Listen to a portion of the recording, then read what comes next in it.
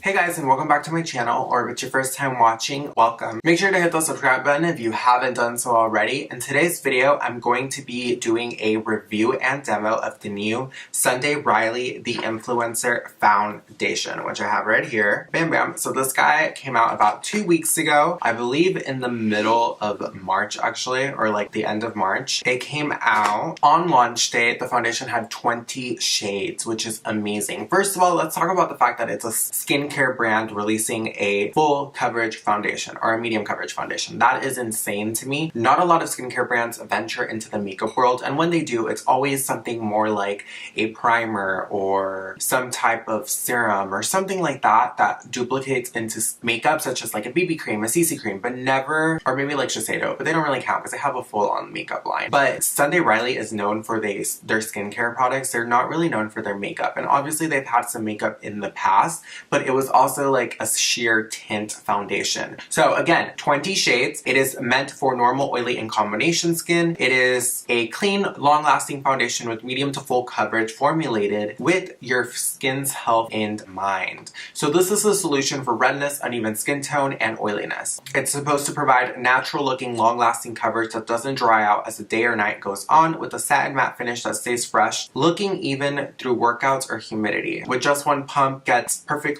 even skin with ultra natural coverage. You will still look like you no matter how much you apply. The influencer is cruelty-free, formulated without cyclopentasiloxane, synthetic fragrance, talc, and gluten. It's perfectly buildable, so you can control the level of coverage from natural looking to full coverage. Already that sounds amazing to me. So the foundation does retail for 42 hours, which is honestly not that expensive for a skincare foundation. It's still moderately priced. Obviously it's not like one of the cheaper foundations in the $30 range. That tends to be more of the affordable side for high-end makeup, but 42, that's not too bad. That's honestly still moderately priced. The packaging looks like this, which is honestly, this type of, the box packaging looks like any other Sunday Riley product. And then of course the foundation comes in a see-through squeezy tube. Well, I say squeezy tube, but it does come with a pump, so it's like a squeezy. I don't know. I am in the shade 180. So 180 is light to medium with golden peach undertones, which is crazy because I actually thought I grabbed 190, but I guess I'm wrong. I grabbed 180 because I'm golden, but I'm more on the peachy side of golden. With that being said, guys, I'm really excited to try out this foundation. Without wasting any more time, let's just dive right into the review and demo. Hey guys, so I'm moving into the demo portion of this video. Today I'm going to be reviewing the Influencer Clean Longwear Foundation from Sunday Riley. I'm going to be going in with a beauty blender on one side and a brush on one side. And like always, I'm going to be testing the wear and longevity of the foundation. So starting off, I am taking a beauty blender, a damp beauty blender, and I am going to be taking the Marc Jacobs Face 1 brush, which looks like so. I'm going to be taking the brush side on one side and the beauty blender on one side. I've already done my forehead just because that's really hard to do on camera. I feel like I always end up like getting off screen just to be able to apply that. So I'm just going to be dispensing one pump onto the back of my hand, and one pump is actually a lot. The consistency of this foundation is fairly runny, but still more on the creamy side. I'm going to be taking my fingers and dotting it on the right side of my face, and then I'm just going to take my damp beauty blender and I'm really going to blend that into my skin. So after applying one layer on my skin with the beauty blender side, it looks really good. Definitely a medium coverage foundation, and now I'm just going to take another pump and apply it using the Marc Jacobs Face 1 brush. Again, dotting the foundation on my face.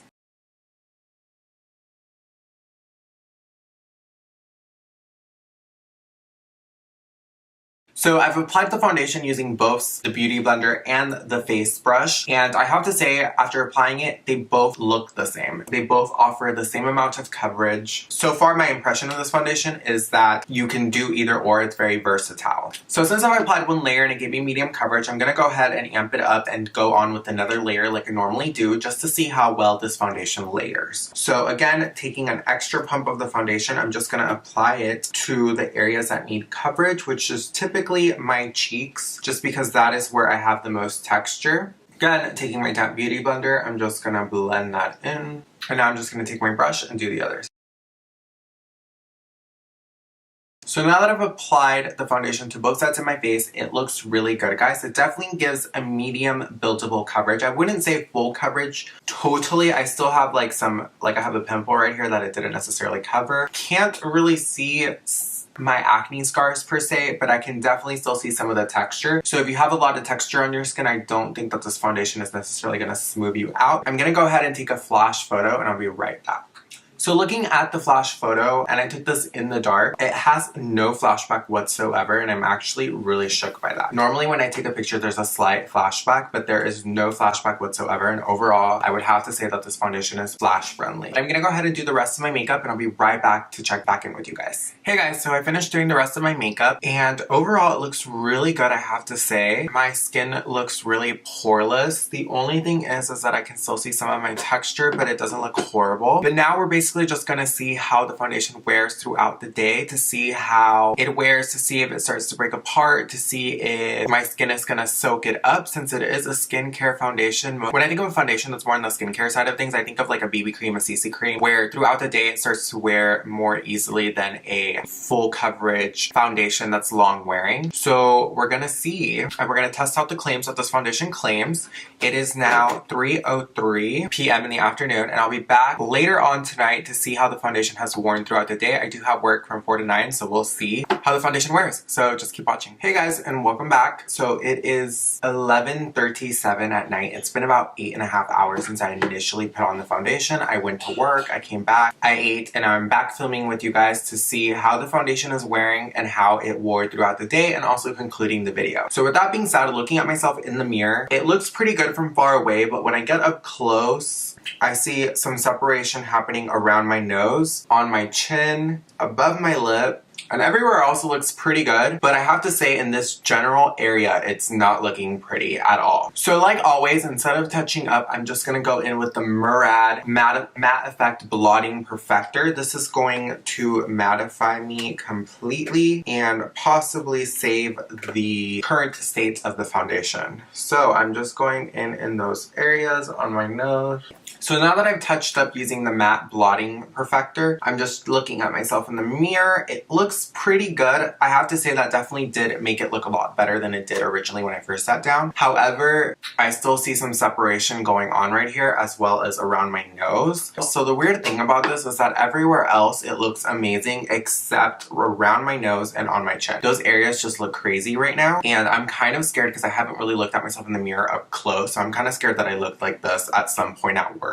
I'm just gonna take my beauty blender and see if that will kind of fix things. So that kind of fixed a little bit. I will say that if I were to continue wearing the foundation, I only give this foundation another 2 hours before I would just go crazy and take it off myself. I'm gonna go over the claims and whether or not it fit that description. So the first, is it natural looking? Looking at myself in the mirror, it's natural looking, but I wouldn't say that it looks like skin. Although it does have a nice satin matte finish, it's not like Fenty, where Fenty you put it on and it looks like skin, it looks like your skin and you don't really question it. This for sure looks like I'm wearing makeup. So I don't know about that claim. As far as long wearing, it's 8.5 hours, it's pretty long wearing. It looks pretty good on camera. Is it the most long wearing foundation I've ever seen as far as performance wise? Definitely not. However, it did wear a pretty long amount of time for a skincare foundation. Is it medium to full coverage? Yes, 100%. I'll agree with that. Definitely gave me a nice medium to full coverage.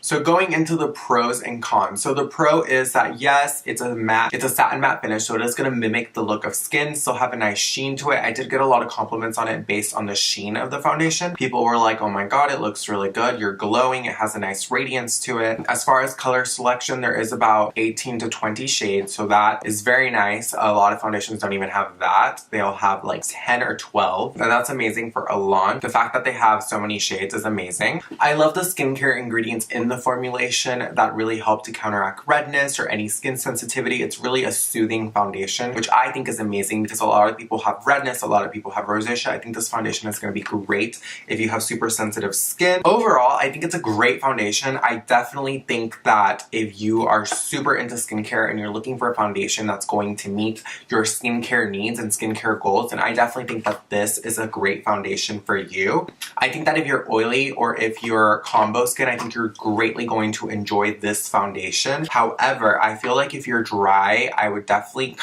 I wouldn't necessarily guide you towards this foundation per se, just because I feel like this foundation is mattifying side, so it's definitely, if you have dry patches, it might cling to it. That's what I feel is going on with my skin. I feel like because I'm a little dehydrated in this area, it's definitely starting to break apart the foundation, and I don't like that whatsoever. So my conclusion to this foundation, is it a nice foundation? Is it a great foundation? Yes, it's a nice foundation.